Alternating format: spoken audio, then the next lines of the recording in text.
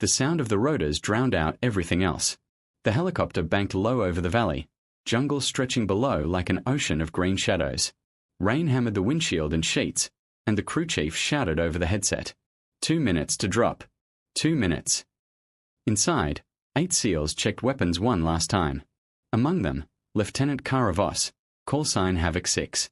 She moved with quiet efficiency, her eyes fixed, her body steady despite the storm. Kara had been on countless missions. None of them ever felt like this one. The op was simple on paper. Extract an intelligence officer captured by insurgents deep inside a coastal jungle near the border. Simple, until command mentioned the last line of the brief. Satellite coverage limited. No support beyond LZ. They hit ground hard. Mud splashed up to their knees as the bird lifted off, swallowed by rain and night. Kara gave a silent hand signal. Advance in 2 columns. Their path cut through dense foliage, night vision glowing faintly. The jungle breathed around them. Crickets, rain, the distant rumble of thunder. Everything seemed textbook, until it didn't. The first explosion hit from the left flank. Then came the gunfire. Rapid, coordinated, too close. Ambush! Someone shouted. Tracer rounds tore through the trees like burning arrows. Kara dropped behind a fallen log, returned fire, and screamed for formation regroup. The air filled with chaos, shouting, smoke, dirt. She saw her comms operator go down first, then Chief Ramirez drag him behind cover. The team fought like hell. But they were surrounded. Command, this is Havoc 6. We are compromised. Grid Sierra Echo. The transmission cut in static. A mortar landed 20 feet away. Everything went white. When Kara came to, the jungle was silent again, too silent. Her head rang, her left shoulder burned. She blinked through the rain, realizing her headset was gone, her rifle cracked. She crawled to the nearest body, Ramirez. Pulse faint. 2 others nearby, wounded but breathing. She counted 4 out of 8. The rest, gone. Her hand tightened around her weapon. She looked to the tree line, movement, shadows fading away into the rain. Whoever hit them knew what they were doing. She could stay. Wait. Or she could finish the mission. Kara made her choice. She stripped what ammo she could from the fallen, slung Ramirez's rifle over her shoulder, and pressed forward, dragging one of the wounded by his vest. The jungle swallowed them whole. Hours blurred. Rain, mud, and pain became one. She found a cave, shallow, half-collapsed, and pulled the 3 survivors inside. One had a shattered leg. One barely conscious. And Ramirez, fading fast. She pressed gauze to his side, whispering through gritted teeth. Stay with me, Chief. You hear me. You don't get to check out before I do. He groaned, barely nodding. Kara took a breath and looked out into the dark again. The rain had stopped. The forest wasn't empty. She could feel them watching. Over the next 36 hours, she built a perimeter, tripwire alarms from spare grenades, camouflaged the cave, and rationed out a single MRE between the 4 of them. She kept patrol at night, rifle steady, never sleeping more than 10 minutes at a time. Every sound made her heart race, every branch snap, every rustle in the dark. And yet she never broke. When one of the SEALs woke in delirium, whispering that she should leave them and run, Kara only smiled faintly. You forget who you're talking to, sailor. We don't leave anyone behind. By dawn on the 3rd day, their situation was critical. Ammo was low. 1 man unconscious, the others too weak to move. And the enemy closing in again. She heard the boots before she saw them. 5, maybe 6 hostiles, moving through the brush, searching. Kara took position behind a fallen tree. She could see their silhouettes through the leaves, rifles up, scanning. She aimed carefully. 1 squeeze. 1 drop. The rest scattered, firing wildly. She moved, fast, low, flanking right. Each shot deliberate, controlled. 2 more down. The last one turned to run. Kara caught him by the vest, slammed him against a tree, and whispered coldly, You picked the wrong ghosts to chase. Then silence again. When it was over, she dragged herself back to the cave. Her arm was bleeding, her hands trembling, but she smiled anyway. Area clear, she muttered, forcing a breath. You boys still alive in there. A weak laugh came from Ramirez. You're insane, Lieutenant. Yeah, she said, sitting down beside him. But you're welcome. As night fell again, she stared at the stars barely visible through the canopy. She thought about command, about how, by now, they probably listed her as KIA. No radio. No extraction. No hope. But as she looked at her wounded teammates, she whispered to herself, "We are not dead yet." Then she gripped her rifle, eyes on the horizon, and waited for morning. If you're still watching, soldier, hit that subscribe button. Stories like these aren't fiction to some, they're the price of courage. The fourth morning came with silence. No gunfire. No rain. Just the heavy, damp air pressing down like the jungle itself wanted them gone. Kara crouched outside the cave, eyes scanning the tree line. She'd buried the enemy bodies in the night, not out of mercy, but to hide the evidence. If the insurgents found them, they'd know she was still alive. She checked her watch, dead battery. Time didn't matter anymore. Only daylight. Only movement. Behind her, Ramirez stirred weakly. "How far you think we are from the coast?" he asked, voice rasping. Kara kept watching the horizon. Too far to crawl. Close enough to die trying. She tightened the strap on her wounded arm and slung her rifle. They had to move. Staying meant waiting to die. She loaded Ramirez onto a makeshift litter, bamboo poles and a poncho. The other two SEALs leaned against each other, one barely conscious. Every step through that jungle felt heavier than the last. Roots caught her boots. Mud pulled her down. But she didn't stop. She remembered something Chief Hale once said in training. "Courage isn't the absence of fear, Lieutenant. It's moving while you're drowning in it." That thought kept her moving. By midday, her uniform was soaked in blood and sweat. She paused only long enough to strip rations from a downed enemy patrol she found. 2 water bottles, some flatbread, 1 pack of painkillers. She broke the bread in 4 pieces. "Eat," she ordered. Ramirez looked up weakly. "You didn't keep any." "I'll steal more tomorrow." She smiled faintly. The jungle wasn't silent anymore. She heard them long before she saw them. Another search unit, moving fast, speaking a dialect she didn't fully recognize. She froze, raised a fist, signal to halt. But her men could barely stand. She whispered, "Down. Stay down. Don't move." They huddled beneath the brush as boots crunched past. 10, maybe more. One soldier paused right beside her hiding spot. Kara held her breath. She could see the man's rifle barrel inches from her face. A single mosquito landed on her cheek. She didn't move. After what felt like eternity, the patrol moved on. She exhaled slowly, her heart pounding like thunder. She waited 5 more minutes before whispering, "Move." Quietly.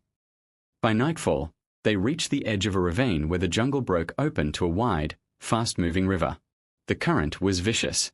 The only way across, a fallen tree, slick and narrow, stretching from one bank to the other. Ramirez shook his head. "You'll never carry us across that." Kara just stared at the water. "Watch me." She slung one wounded man over her back, another across her chest, and balanced on the trunk. The river below roared like a beast. Halfway across, a gust of wind hit. She slipped, dropped to one knee, almost lost her footing. Her breath caught. She steadied, forced her leg back up, teeth gritted so hard they nearly cracked. When she finally reached the far side, she collapsed to her knees, gasping. Ramirez whispered, awed, "You're out of your damn mind, Lieutenant." She laughed once, hoarse, tired. "Maybe. But you're still breathing." 2 days later, they reached the foothills, what should have been friendly territory. But something was wrong. Through the scope, Kara saw it. Enemy trucks parked along the valley, men guarding the bridge ahead. Their path home was locked down tight. She counted 11 hostiles. Her ammo, 3 magazines. She had no choice. She had to make it through. She scouted for an hour, mapping movement patterns. Then she looked back at her wounded men, whispered, "If this works, you'll wake up on a helicopter. If not, just know you didn't die forgotten." She took a breath, check her rifle one last time. Then she moved. The first 2 went down silently, suppressed shots through the dark. She crawled through brush, using the rain for cover. 3 more fell before the alarm went up. Then all hell broke loose. Tracer fire lit the night. Bullets shredded trees around her. She darted between shadows, her shoulder bleeding again. She fired until her rifle clicked empty, grabbed one from the ground, kept going. By the time it ended, smoke and rain mixed with gunpowder. She limped through the wreckage, panting, ears ringing. She had won, barely. After clearing the bridge, she found a flare gun in one of the trucks. She looked up, sky clearing, stars breaking through. "Time to go home," she whispered. She fired the flare. Red light bloomed in the sky like a heartbeat. Then she collapsed beside Ramirez, pulling him close. "Hold on, Chief. Hold on just a little longer." He gave a faint nod, half smiling. "Didn't think I'd see the sky again." "You will," she said, her voice cracking. "We all will." The jungle was quiet again. But somewhere far off, faint at first, then louder, came the sound of rotors. Kara watched the distant aircraft lights through the trees, eyes heavy. The extraction was coming, but she didn't know if she'd stay awake long enough to see it. Her last thought before darkness took her: "If I die here, at least they'll make it home." The first sound she heard when she woke up was wind, soft, steady, moving through tall grass. The second was silence. Her body ached. Her lips were dry. Her mind felt like it had been pulled through a furnace. But when she opened her eyes, she realized she was still there, alive. The flare had burned out. The sky was pale blue now, morning breaking over the treetops. The helicopter never came. Kara sat up slowly, her shoulder screaming in pain. Ramirez and the others still breathed, faint but steady. She checked her watch, still dead. Then looked toward the east, toward the sun rising over the hills. Somewhere beyond those ridges was the base.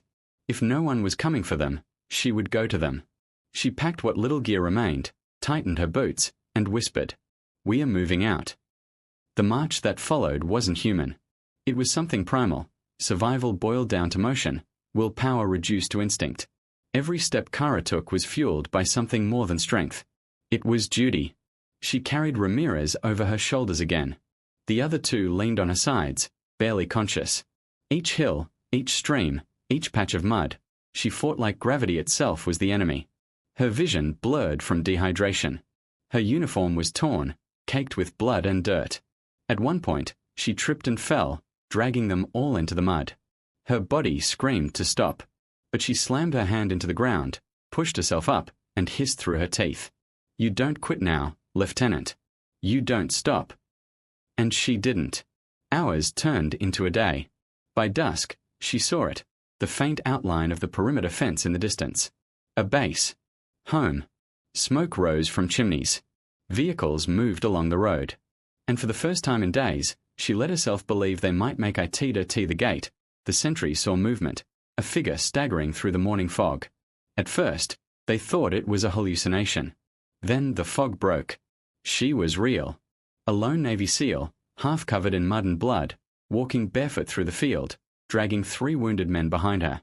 Her helmet hung from one hand, her other arm gripping a wounded comrade's vest. Her body trembled with exhaustion, yet she never let them fall. The sergeant at the gate froze, radio halfway to his ear. "Sir, you need to see this." Within seconds, alarms blared across the base, not for danger, but disbelief. Men poured out of the barracks. Medics ran from the infirmary. And in the center of them all, Kara Voss kept walking. No words. No tears. Just the rhythm of her boots against the earth. By the time she reached the tarmac, her knees buckled. Ramirez slipped from her shoulder into the arms of waiting medics. They tried to help her too, but she pushed them away. "Them first," she said, voice breaking. The base commander, Colonel Reeves, stepped forward. His eyes were wide. "Lieutenant Voss, we thought you were dead," she finished quietly. "Yeah, so did they." She looked toward the medics loading her men onto stretchers. "They are alive. That's all that matters." Later that afternoon, she sat in the infirmary, arm in a sling, 4 in her vein, uniform stripped down to undershirt and fatigue pants. Across from her, Colonel Reeves and a Navy investigator reviewed the report. They looked up, disbelief written across their faces.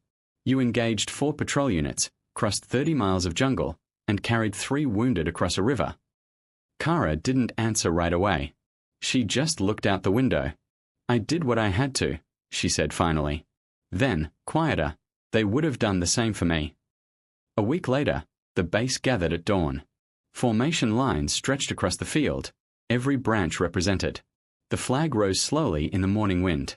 Kara stood in front of her men, Ramirez in a wheelchair, the others on crutches. She wore her dress blues, freshly pressed, hair tied tight, scars still visible on her hands. The Admiral stepped forward with a small box in his hands. He opened it, revealing the silver star. The crowd went silent as he pinned it to her uniform.